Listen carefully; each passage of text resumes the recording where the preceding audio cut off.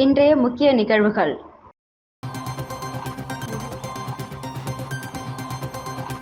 உறவினர் வீட்டில் நகை பணம் திருட்டு, சிறுவன் உட்பட 4 பேர் கைது. புகழ்பெற்ற நாகாத்தம்மன் கோவில் செடல் திருவிழா கொடியேற்றம், ஏராளமான பக்தர்கள் கலந்து கொண்டனர். புதுச்சேரியில் சொந்த சித்தி வீட்டில் இருந்து 13 லட்சம் ரூபாய் மதிப்பிலான 13 சவரன் தங்க நகைகள், 3 லட்சம் ரூபாய் ரொக்க பணத்தை திருடி நண்பர்களுடன் உல்லாசமாக சுற்றிய சிறார் மற்றும் அவரது நண்பர்கள் 3 பேரை போலீசார் கைது செய்து, திருடப்பட்ட பணத்தில் இருந்து வாங்கிய கார், தங்க நகைகள், ரொக்க பணத்தை மீட்டு கைது செய்யப்பட்ட 3 பேரையும் சிறையிலும், சிறுவனை சீர்திருத்த பள்ளியிலும் அடைத்தனர்.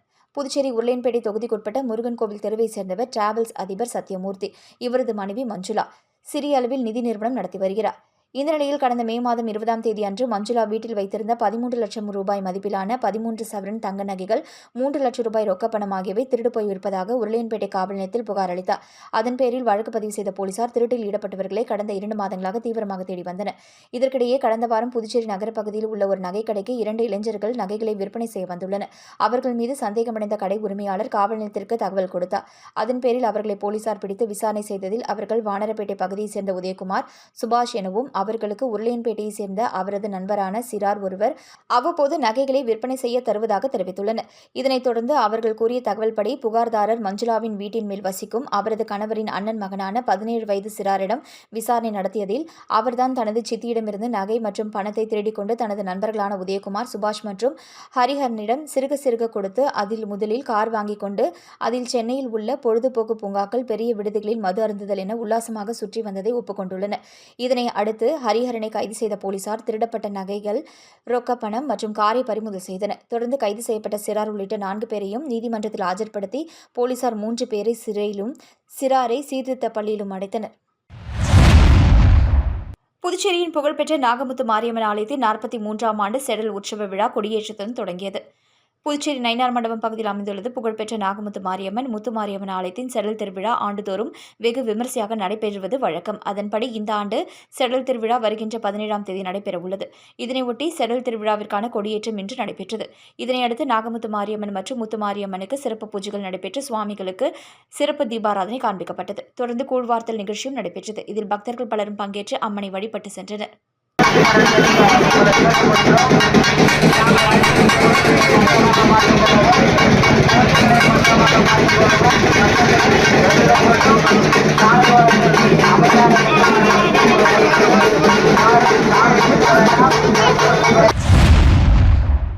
சுல்தான்பேட்டையில் நீட் தேர்வு முறைகேடுகள் குறித்து காங்கிரஸ் விழிப்புணர்வு நிகழ்ச்சி. புதுச்சேரி மாநிலம் வில்லியனூர் சட்டமன்ற தொகுதிக்குட்பட்ட சுல்தான்பேட் கன்னியமிகு காயிதே மில்லத் அரசு மேல்நிலைப் பள்ளி அருகே நீட் தேர்வு வினாத்தாள் கசிவு, தேர்வு முறைகேடுகள் மற்றும் நீட் தேர்வை ரத்து செய்ய வேண்டும் என்ற கோரிக்கைகளை வலியுறுத்தி காங்கிரஸ் கட்சியின் சார்பில் மாணவர்களுக்கிடையே விழிப்புணர்வு நிகழ்ச்சி நடைபெற்றது. மத்திய கல்வி அமைச்சகத்தின் கீழ் நடைபெறும் நீட் தேர்வில் வினாத்தாள் கசிவு மற்றும் தேர்வு முறைகேடுகள் தொடர்பாக நடவடிக்கை எடுக்க வேண்டும் என்பதையும், நீட் தேர்வை ரத்து செய்ய வேண்டும் என்பதையும் வலியுறுத்தி பாராளுமன்ற எதிர்க்கட்சித் தலைவர் ராகுல் காந்தி முன்னெடுத்து வரும் மாணவர்களின் குரல் என்ற நாடு தழுவிய விழிப்புணர்வு இயக்கத்தின் ஒரு பகுதியாக இந்நிகழ்ச்சி நடைபெற்றது. நிகழ்ச்சிக்கு காங்கிரஸ் சிறுபான்மை பிரிவு தலைவரும் வில்லியனூர் தொகுதி பொறுப்பாளருமான முகமது ஹாசன் தலைமை தாங்கினார். வட்டார காங்கிரஸ் தலைவர்கள் கார்த்தி, சத்தியமூர்த்தி, விநாயகமூர்த்தி, கோபு ஆகியோர் முன்னிலை வகித்தனர். புதுவை பிரதேச காங்கிரஸ் கமிட்டி தலைவர் வைத்தியலிங்கம், முன்னாள் முதலமைச்சர் நாராயணசாமி, முன்னாள் துணை சபாநாயகர் MNR பாலன் சிறப்பு விருந்தினராக கலந்து கொண்டார். இதில் இளைஞர் காங்கிரஸ் தலைவர் ஆனந்தபாபு, மாணவர் காங்கிரஸ் தலைவர் ஹர்ஷவர்தன், சேவாதளம் வீரபாண்டியன், மாநில நிர்வாகிகள் பிரதீஷ், இருதயராஜ், ஜோசப், மாவட்ட தலைவர் பாபு, மகளிர் அணி டாக்டர் விஜயகுமாரி, ராணி, ஜானகி, ஷர்மிளா உள்ளிட்டோர் பங்கேற்றனர். மேலும் தொகுதி நிர்வாகிகள் கனக சுப்பராயன், முருகையன், ராஜேந்திரன், ஜான் பாஷா, ஜாகீர், சையது, இலியாஸ், பூபாலன் உள்ளிட்ட மாநில, மாவட்ட, வட்டார காங்கிரஸ், இளைஞர் காங்கிரஸ், மாணவர் காங்கிரஸ், மகிழா காங்கிரஸ் நிர்வாகிகள் மற்றும் தொண்டர்கள் என 100க்கும் மேற்பட்டோர் கலந்து கொண்டு மாணவர்களிடம் விழிப்புணர்வு ஏற்படுத்தினர்.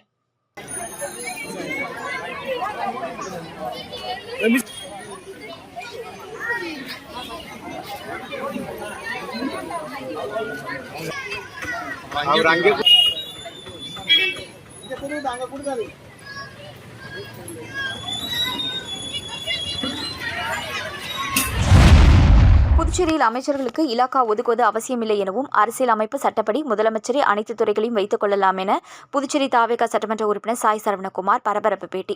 புதுச்சேரி யூனியன் பிரதேசம் காரைக்கால் மாவட்டத்திற்கு வருகை தந்த புதுச்சேரி திருபுவனை தொகுதி தமிழக வெற்றிக் கழக சட்டமன்ற உறுப்பினர் சாய் சரவணகுமார் செய்தியாளர்களை சந்தித்தார். அப்பொழுது அவர் கூறியதாவது, புதுச்சேரியில் புதிய ஆட்சி அமைந்து அறிவிக்கப்பட்ட அமைச்சர்களுக்கு இலாக்கா ஒதுக்கீடு செய்யாதது குறித்து கேள்விக்கு பதிலளித்த சட்டமன்ற உறுப்பினர் சாய் சரவணகுமார், அரசியல் அமைப்பு சட்டப்படி முதலமைச்சரே அனைத்து துறைகளையும் வைத்துக் கொள்ளலாம் எனவும் அமைச்சர்களுக்கு இலாக்கா ஒதுக்கீடு செய்வது அவசியமில்லை எனவும் கருத்து தெரிவித்தார். சபாநாயகர் தேர்தல் நடைபெறாதது குறித்து கேள்விக்கு பதிலளித்த தாவேகா சட்டமன்ற உறுப்பினர் சாய் சரவணகுமார், எதிர்க்கட்சிகள் சபாநாயகர் தேர்தல் நடத்த போராட்டத்தில் ஈடுபட்டால் நாங்களும் சேர்ந்து போராடுவோம் என தெரிவித்தார். தட்டாஞ்சாவடி தொகுதி இடைத்தேர்தலில் தாவேகா சார்பில் போட்டியிடும் வேட்பாளர் நிச்சயம் வெற்றி பெறுவார் என நம்பிக்கை தெரிவித்த சாய் சரவணகுமார், கர்நாடக மாநிலத்தில் மேகதாது அணை கட்டும் காங்கிரசின் செயல் குறித்த கேள்விக்கு பதில் எதுவும் கூறாமல் எழுந்து சென்றதால் பரபரப்பு ஏற்பட்டது. இன்னைக்கு பார்த்தீங்கன்னா புதுச்சேரியில் ஒரு கடந்த 2-3 மாதமாக ஒரு பிரச்சனை நிலவி வருது. அது என்னன்னா, அமைச்சர்களுக்கு இன்னும் துறை ஒதுக்கப்படலை. ஒதுக்கப்படாத துறைகள் மட்டுமல்ல, ஒட்டுமொத்த துறைகளையும் முதலமைச்சர் அமைச்சர்களுக்கு கொடுக்கணுன்ற அவசியம் கிடையாது. இந்திய அரசியலமைப்பு சட்டப்படி எல்லா துறைகளையும் முதலமைச்சரே வைத்துக் கொள்றதுக்கு அவருக்கு அதிகாரம் இருக்கு. எனவே எம்எல்ஏக்களும் சரி, மக்களும் சரி, முதலமைச்சர்கிட்டே எல்லா துறைகளும் தான் சிறப்பாக தான் இருக்குன்னு நினைக்கிறாங்க. முதலமைச்சரும் அதே நினைக்கிறாரு. ஸோ இந்திய அரசியலமைப்பு சட்டப்படி எல்லா துறைகளுக்கும் அமைச்சர் முதலமைச்சர் தான். புதுவை காமராஜ் நகர் தொகுதிக்குட்பட்ட சாரம் பகுதியில் அமைந்துள்ள எஸ்.ஆர். சுப்பிரமணியன் அரசு உயர்நிலைப் பள்ளியில் லட்சிய ஜனநாயக கட்சித் தலைவரும் காமராஜர் நகர் தொகுதி சட்டமன்ற உறுப்பினருமான ஜோஸ் சார்லஸ் மார்ட்டின் நேரில் ஆய்வு. பள்ளிக்கு பின்புறம் உள்ள இடத்தில் சமூக விரோதிகள் அட்டகாசம் இருப்பதால் அப்பகுதியில் சிசிடிவி கேமரா அமைத்து காவல்துறையுடன் அதற்கான நடவடிக்கை மேற்கொள்ள உத்தரவிட்டார். பத்துக்கணுவில் ஜனநாயகத்தை பாதுகாக்க வலியுறுத்தி காங்கிரஸ் சார்பில் மாபெரும் அமைதி வழி மக்கள் போராட்டமாக ராட்டை சத்தியாகிரகம் நடைபெற்றது. ராஜீவ்காந்தி பஞ்சாயத்து ராஜ் சங்கத்தின் புதுச்சேரி மற்றும் புதுச்சேரி சக்தி அபியான் சார்பில் ஜனநாயகம், இந்திய அரசியலமைப்பு மற்றும் மக்களின் அடிப்படை உரிமைகளை பாதுகாக்க வலியுறுத்தி லோக் தந்திர பச்சாவ் சத்தியாகிரகம் என்ற பெயரில் மாபெரும் அமைதி வழி மக்கள் போராட்டம் புதுச்சேரி மாநிலம் பத்துக்கண்ணு சந்திப்பில் நடைபெற்றது. இந்த போராட்டத்தில் RGPRS தேசிய தலைவர் டாக்டர் சுனில் பன்வார், புதுச்சேரி பிரதேச காங்கிரஸ் கமிட்டி தலைவர் MP வைத்திலிங்கம், முன்னாள் முதலமைச்சர் நாராயணசாமி, காங்கிரஸ் சட்டமன்ற கட்சித் தலைவர் MLA கார்த்திகேயன், முன்னாள் அமைச்சர்கள், முன்னாள் சட்டமன்ற உறுப்பினர்கள், மாநில, மாவட்ட மற்றும் தொகுதி காங்கிரஸ் பொறுப்பாளர்கள் உள்ளிட்டோர் கலந்து கொண்டனர். போராட்டத்தில் மத்திய பிரதேச மாநிலங்களவை தேர்தலில் முன்னாள் தேசிய தலைவர் மீனாட்சி நடராஜனின் வேட்புமனு நிராகரிக்கப்பட்டதை கண்டித்து சுதந்திரமான மற்றும் நியாயமான தேர்தலை உறுதி செய்ய வேண்டும், வாக்கு மற்றும் தேர்தல் முறைகேடுகளை தடுக்க வேண்டும், தேர்தல் ஆணையம் நடுநிலையுடன் செயல்பட வேண்டும், நீட் தேர்வு வினாத்தாள் கசிவை தடுக்க வேண்டும், மாணவர்களின் எதிர்காலத்தை பாதுகாக்க வேண்டும், பஞ்சாயத்து ராஜ் மற்றும் கிராம சபைகளின் அதிகாரங்களை பாதுகாக்க வேண்டும், மகாத்மா காந்தி தேசிய ஊரக வேலை உறுதி திட்டம் பலவீனப்படுத்தப்படக்கூடாது, அயோத்தி ராமர் கோவில் காணிக்கை விவகாரம் தொடர்பான முழுமையான விசாரணை அறிக்கையை வெளியிட வேண்டும் என்பன உள்ளிட்ட பல்வேறு கோரிக்கைகள் வலியுறுத்தப்பட்டன. இந்நிகழ்ச்சிக்கான அனைத்து ஏற்பாடுகளையும் ராஜீவ்காந்தி பஞ்சாயத்து ராஜ் சங்கத்தின் புதுச்சேரி அமைப்பினர் சிறப்பாக செய்திருந்தனர். புதுச்சேரியை இந்தியாவின் முதல் இதய பாதுகாப்பு ஒன்றிய பிரதேசமாக உருவாக்கும் முன்னெடுப்பு. A initiative to transform Puducherry into India's first heart-safe union territory. Puduvai Reddiarpalayam பகுதியில் உள்ள லட்சிய ஜனநாயக கட்சி தலைமை அலுவலகத்தில் நடைபெறும் CPR பயிற்சியில் லட்சிய ஜனநாயக கட்சி தலைவரும் காமராஜர் நகர் தொகுதி சட்டமன்ற உறுப்பினருமான ஜோஸ் சார்லஸ் மார்ட்டின் கலந்து கொண்டு நிகழ்வினை தொடங்கி வைத்தார். இந்நிகழ்வில் முன்னாள் சட்டமன்ற உறுப்பினர் ரிச்சர்ட் ஜான்குமார், லட்சிய ஜனநாயக கட்சி பொதுச் செயலாளர் டாக்டர் துரைசாமி, ஒருங்கிணைப்பாளர் பழனி உள்ளிட்ட கட்சி நிர்வாகிகள் கலந்து கொண்டனர். பருவமழை நெருங்கும் நிலையில் காமராஜர் நகர் தொகுதியில் மழைக்கால முன்னெச்சரிக்கைகள் நடவடிக்கைகள் குறித்து பொதுப்பணித்துறை பொறியாளர் லூயிஸ் பிரகாசம் உள்ளிட்டோருடன் லட்சிய ஜனநாயக கட்சித் தலைவரும் காமராஜ் நகர் தொகுதி சட்டமன்ற உறுப்பினருமான ஜோஸ் சார்லஸ் மார்ட்டின் ஆலோசனை.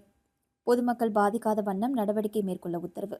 மேலும் காமராஜ் நகர் தொகுதியில் தனது சொந்த செலவில் வாய்க்கால்களை தூர்வாரவும் லட்சிய ஜனநாயக கட்சித் தலைவரும் காமராஜ் நகர் தொகுதி சட்டமன்ற உறுப்பினருமான ஜோஸ் சார்லஸ் மார்ட்டின் நடவடிக்கை.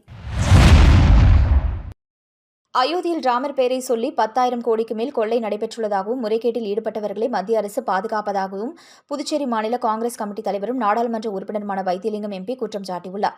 அயோத்தி ராமர் கோவிலில் காணிக்கை மற்றும் சொத்து முறைகேடுகள் நடைபெற்றதாக கூறி அதற்கு எதிர்ப்பு தெரிவிக்கும் வகையில் புதுச்சேரி மாநில காங்கிரஸ் கமிட்டி சார்பில் முத்தியால்பேட்டையில் உள்ள அருள்மிகு ஸ்ரீனிவாச பெருமாள் கோவிலில் சிறப்பு பிரார்த்தனை மற்றும் வழிபாடு நடைபெற்றது. புதுச்சேரி மாநில காங்கிரஸ் கமிட்டி தலைவர் MP வைத்திலிங்கம் தலைமையில் நடைபெற்ற இந்த நிகழ்ச்சியில் முன்னாள் முதலமைச்சர் நாராயணசாமி, காங்கிரஸ் நிர்வாகி ஈரம் ராஜேந்திரன் உள்ளிட்டோர் கலந்து கொண்டனர். அயோத்தி ராமர் கோவிலில் நடைபெறுவதாக கூறப்படும் முறைகேடுகளை தடுக்க வேண்டும் என வலியுறுத்தி சிறப்பு பிரார்த்தனை நடத்தப்பட்டது.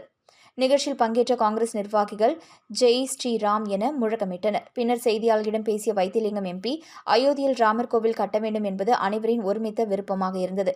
அதற்காக மக்கள் தங்கள் வீடுகளில் சேமித்த சிறு தொகைகளையும் விலை உயர்ந்த பொருட்களையும் மற்றும் கட்டுமான பொருட்களையும் நன்கொடையாக வழங்கினர். ஆனால் ராமர் கோவில் நிர்வாகத்தில் இருப்பவர்களே கோவில் சொத்துக்களை கொள்ளையடித்துள்ளதாக குற்றச்சாட்டுகள் எழுந்துள்ளன. அவர்களை மத்திய அரசு பாதுகாத்து வருகிறது. ராமர் பெயரில் சுமார் 10,000 கோடி அளவிற்கு ஊழல் நடைபெற்றுள்ளதாக கூறப்படுகிறது. இது ராமர் சந்நிதியை கொள்ளையடிப்பதற்கு சமம். இந்த முறைகேட்டில் தொடர்புடையவர்கள் உடனடியாக பதவியிலிருந்து நீக்கப்பட்டு கைது செய்யப்பட வேண்டும் என்பதற்காக இன்று சிறப்பு வேண்டுதல் நடத்தினோம். உங்கள் கோவிலை கொள்ளையடிக்கிறார்கள், அதை நீங்கள்தான் பார்க்க வேண்டும் என்று ராமபிரானிடம் பிரார்த்தனை செய்தோம் என்றார். புதுவை காமராஜர் நகர் தொகுதிக்குட்பட்ட புதுசாரம் பகுதியில் அமைந்துள்ள சித்தி புத்தி ஸ்ரீ விஜய கணபதி ஆலய திருப்பணிகள் நடைபெற்று வரும் நிலையில் நன்கொடை வேண்டி ஆலய நிர்வாகி கோவிந்தராஜ் தலைமையில் லட்சிய ஜனநாயக கட்சி தலைவரும் காமராஜ் நகர் தொகுதி சட்டமன்ற உறுப்பினருமான ஜோஸ் சார்லஸ் மார்டினை சந்தித்து சால்வை அணிவித்து நன்கொடை வழங்க கோரிக்கை விடுத்தனர். நிகழ்வின் போது முன்னாள் சட்டமன்ற உறுப்பினர் ரிச்சர்ட் ஜான்குமார் உடனிருந்தார். ஏனாம் சிறையிலிருந்து மணி என்ற மணிகண்டனுக்கு நிபந்தனைகளுடன் 15 நாட்கள் அவசர விடுப்பு. உயர்நீதிமன்றம் உத்தரவு. மணி என்ற மணிகண்டன் புதுவை சிறையிலிருந்து 1.5 ஆண்டுகளுக்கு முன்னால் ஏனாம் சிறைச்சாலைக்கு மாற்றப்பட்டார். மணிகண்டனின் மனைவி பத்மாவதி மணிகண்டன் பல்வேறு காரணங்களுக்காக அவசர விடுப்பு கோரி நீதிமன்றத்தை நாடினார். ஆனால் மணி என்ற மணிகண்டனின் குற்ற வழக்குகள் முடிந்து 27 ஆண்டுகளாகியும் புதுச்சேரி காவல்துறையும் சிறைத்துறையும் சட்ட சிக்கல்களை காரணம் காட்டி மணிகண்டனின் அவசர விடுப்பினை புறக்கணித்தது. இந்நிலையில் மணி என்ற மணிகண்டனின் மகன் ஆதித்யா வர்மாவின் உடல்நிலை சரியில்லாத காரணத்தினால் பத்மாவதி மணிகண்டன் மீண்டும் உயர்நீதிமன்றத்தை நாடினார். குழந்தையின் நலன் கருதி தற்பொழுது மணி என்ற மணிகண்டனுக்கு 15 நாட்கள் அவசர விடுப்பு வழங்கி உயர்நீதிமன்றம் உத்தரவிட்ட நிலையில் மணி என்ற மணிகண்டன் இல்லத்திற்கு ஆயுதம் ஏந்திய காவலர்களுடன் 3 அடுக்கு போலீஸ் பாதுகாப்பு போடப்பட்டுள்ளது. மேலும் குற்ற பின்னணியில் வழக்குகளில் நிலுவையில் உள்ளவர்கள் மணி என்ற மணிகண்டனை நேரில் சந்திக்கக்கூடாது என்று நீதிமன்றம் உத்தரவிட்டுள்ளது. புதுச்சேரி அரியரில் உள்ள ஸ்ரீ வெங்கடேஸ்வரா கல்வி நிறுவனங்களின் கலை மற்றும் கலாச்சார குழுவின் சார்பில் பேஷன் பியாண்ட் ப்ரொஃபஷன் என்ற தலைப்பில் சிறப்பு கலந்தாய்வு நிகழ்ச்சி கல்லூரி வளாகத்தில் உள்ள சாய் கலையரங்கில் நடைபெற்றது. இவ்விழாவில் பிரபல திரைப்பட நடிகையும் மருத்துவருமான டாக்டர் ஐஸ்வர்யா லட்சுமி சிறப்பு விருந்தினராக கலந்து கொண்டு மாணவர்களுக்கிடையே உரையாற்றினார். அவர் பேசுகையில், மாணவர்கள் தங்களது பொன்னான நேரத்தை சமூக ஊடகங்களில் வீணடிப்பதை குறைத்துக் கொண்டு முழுமையாக தங்களின் படிப்பில் கவனம் செலுத்த வேண்டும். தங்களுக்குள் இருக்கும் தனித்திறமைகளையும் லட்சியங்களையும் கண்டறிந்து அதை நோக்கி கடினமாக உழைக்க வேண்டும் என்று அவர் அறிவுரை வழங்கினார். நிகழ்ச்சியின் முக்கிய அங்கமாக மாணவர்கள் எழுப்பிய கேள்விகளுக்கு நடிகை ஐஸ்வர்யா லட்சுமி சுவாரஸ்யமாக பதிலளித்தார்.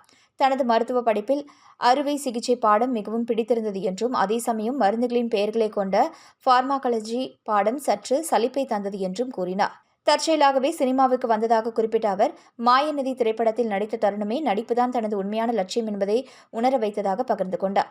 திரையுலக அழுத்தங்களை சமாளிக்க தேவைப்படும் பொழுது தகுந்த ஆலோசனைகள் எடுத்துக்கொள்வதும், சமூக ஊடகங்களின் எதிர்மறை விமர்சனங்களை புறக்கணித்து நமக்கான எல்லைகளை வகுத்துக் கொள்வதுமே தனது மன அமைதியின் ரகசியம் என்று விளக்கினார். இந்த உத்வேகம் தரும் நிகழ்வில் கல்வி நிறுவனத்தின் முதன்மை செயல் இயக்க அதிகாரி வித்யா, அனைத்து கல்லூரி முதல்வர்கள், பேராசிரியர்கள் மற்றும் திரளான மாணவர்கள் கலந்து கொண்டு நடிகை ஐஸ்வர்யா லட்சுமியுடன் கலந்துரையாடினர். இதைத் தொடர்ந்து கல்லூரியில் புதிதாக அமைக்கப்பட்ட கூடைப்பந்து விளையாட்டு மைதானத்தை நடிகை ஐஸ்வர்யா லட்சுமி ரிப்பன் வெட்டி அதிகாரப்பூர்வமாக திறந்து வைத்தார். கல்வி பயிலும் அதே வேளையில் விளையாட்டு மற்றும் உடற்பயிற்சிகளிலும் மாணவர்கள் ஆர்வம் காட்ட வேண்டும் என்று அவர் வாழ்த்தினார். காரைக்கால் அரசு பள்ளியில் புதிய கழிப்பறை திறப்பு விழா. மேலும் வளர்ச்சிப் பணிகளுக்கு நிதி வழங்குவதாக MP வைத்திலிங்கம் உறுதி. காரைக்கால் மேடு பகுதியில் செயல்பட்டு வரும் அரசு ராம ஆசா பக்ரிசாமி பிள்ளை அரசு உயர்நிலைப் பள்ளியில் பாராளுமன்ற உறுப்பினர் தொகுதி மேம்பாட்டு நிதியின் மூலம் 15 லட்சம் ரூபாய் மதிப்பில் புதியதாக கட்டப்பட்ட கழிப்பறை கட்டிடம் திறப்பு விழா இன்று நடைபெற்றது. விழாவிற்கு புதுச்சேரி அரசு கட்டிடம் மற்றும் சாலைப்பிரிவு பொதுப்பணித்துறை அதிகாரிகள், பள்ளி தலைமை ஆசிரியர், ஆசிரியர்கள், மாணவர்கள் மற்றும் பொதுமக்கள் கலந்து கொண்டனர். நிகழ்ச்சியில் பாராளுமன்ற உறுப்பினர் வைத்திலிங்கம் புதிய கழிப்பறை கட்டிடத்தை திறந்து வைத்து மாணவர்களின் பயன்பாட்டிற்கு அர்ப்பணித்தார். அப்பொழுது பேசிய அவர், கடந்த முறை இப்பள்ளிக்கு வந்தபொழுது கழிப்பறை வசதி இல்லை என மாணவர்கள் மற்றும் பள்ளி நிர்வாகம் கோரிக்கை வைத்திருந்தனர். அந்த கோரிக்கையை ஏற்று பாராளுமன்ற உறுப்பினர் மேம்பாட்டு நிதியிலிருந்து 15 லட்சம் ரூபாய் ஒதுக்கி புதிய கழிப்பறை கட்டிடம் அமைத்து வழங்கியுள்ளோம் என்றார். மேலும் தற்போதுள்ள கழிப்பறை வசதி மாணவர்களின் எண்ணிக்கைக்கு போதுமானதாக இல்லாததால் மேலும் ஒரு புதிய கழிப்பறை கட்டிடத்தையும் அமைத்து வழங்க நடவடிக்கை எடுக்கப்படும் என்று உறுதியளித்தார். அதேபோல பள்ளியின் மதில் சுவர் சேதமடைந்துள்ளதால் அதனை புதுப்பிக்க தேவையான நிதியையும் ஒதுக்கி பணிகளை மேற்கொள்ள நடவடிக்கை எடுக்கப்படும் என்றும் தெரிவித்தார். மாணவர்களிடம் உரையாற்றிய வைத்திலிங்கம், படிப்பு மட்டுமே வாழ்க்கைக்கு போதாது, மாணவர்கள் உடல் ஆரோக்கியமும் மன ஆரோக்கியமும் சமமாக பேண வேண்டும். அதற்காக விளையாட்டிலும் அதிக ஈடுபாடு அவசியம் என்று வலியுறுத்தினார். மாணவர்களின் உடல் திறனை மேம்படுத்தும் வகையில் பள்ளி வளாகத்தில் சிறிய விளையாட்டுக்கூடம் அமைத்து வழங்கவும் தேவையான ஏற்பாடுகள் செய்யப்படும் என்று அறிவித்தார். இந்நிகழ்ச்சி பள்ளி மாணவர்கள் மற்றும் ஆசிரியர்கள் மத்தியில் வரவேற்பை பெற்றதுடன் பள்ளியின் அடிப்படை வசதிகளை மேம்படுத்தும் நடவடிக்கைகளுக்கு மேலும் ஊக்கம் அளிப்பதாக அமைந்தது. காரைக்கால் மேடு பகுதி மிக கடலோர பகுதின்னு சொல்லலாம். மீனவருடைய சமுதாயம் வாழக்கூடிய பகுதி. இந்த பள்ளியில இந்த இடத்துல இருக்கக்கூடிய பள்ளிக்கு உண்டான வசதிகளை செய்ய வேண்டும் என்ற எண்ணத்தோடு இன்றைய தினம் அவர்களுக்கு வேண்டி உதவியை செய்திருக்கின்றோம்.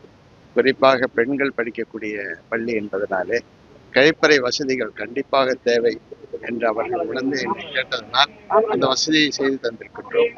அது மட்டுமல்ல, விளையாட்டு பயிற்சிக்காக உண்டான ஒரு அரங்கத்தையும் தருகின்றேன் என்று கூறியிருக்கின்றேன். தேசிய விருது பெற்ற சிற்பி ராமகிருஷ்ணனை கௌரவித்த புதுச்சேரி அரசு. திருநள்ளாறு பகுதியைச் சேர்ந்த சிற்பி ராமகிருஷ்ணன் சிறு வயதிலிருந்தே சிற்பக்கலையில் ஆழ்ந்த ஆர்வம் கொண்டு மகாபலிபுரம் சிற்பக் கல்லூரியில் டிப்ளமோ முடித்தார். கன்னியாகுமரியில் அமைந்துள்ள திருவள்ளுவர் சிலையை வடிவமைத்த புகழ்பெற்ற ஸ்தபதி கணபதி ஸ்தபதியின் சீடரான இவர் புதுச்சேரி அரசு மாவட்ட தொழில் மையத்தின் மூலம் பலருக்கு சிற்பக்கலை பயிற்சி அளித்துள்ளார். சிற்பத்துறையில் சிறந்து விளங்கிய ராமகிருஷ்ணன் 1990ஆம் ஆண்டு இந்திய குடியரசுத் தலைவர் அவர்களிடம் தேசிய விருதையும் 2010ஆம் ஆண்டு புதுச்சேரி கலைமாமணி விருதையும் பெற்றார். இந்திய அரசின் சார்பில் பல்வேறு நாடுகளில் சிற்பக்கலை குறித்த செய்முறை விளக்கங்களை வழங்கியுள்ளார். தேசிய விருது பெற்ற கலைஞர்களை கௌரவிக்கும் நிகழ்ச்சியில் புதுச்சேரி அரசு சார்பில் தலா 1 லட்சம் ரூபாய் பரிசுத் தொகை வழங்கப்பட்டது. இதற்காக புதுச்சேரி முதலமைச்சர் ரங்கசாமி மற்றும் அமைச்சர் GNS ராஜசேகரன் ஆகியோருக்கு சிற்பி ராமகிருஷ்ணன் நன்றி தெரிவித்தார்.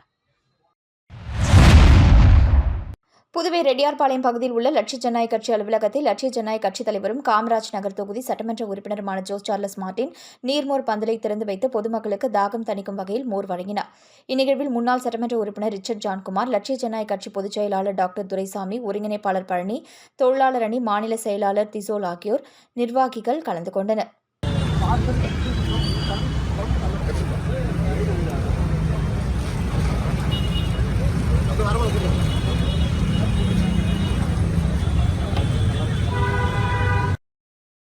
மீண்டும் இன்றைய முக்கிய நிகழ்வுகள். உறவினர் வீட்டில் நகை பணம் திருட்டு, சிறுவன் உட்பட 4 பேர் கைது.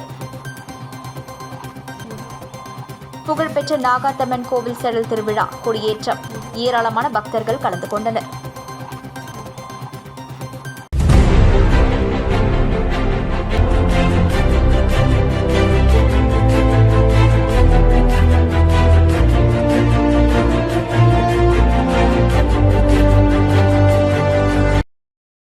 செய்திகளை உடனுக்குடன் தெரிந்து கொள்ள ஆஸ்கார் யூடியூப் சேனலை சப்ஸ்கிரைப் செய்யவும்.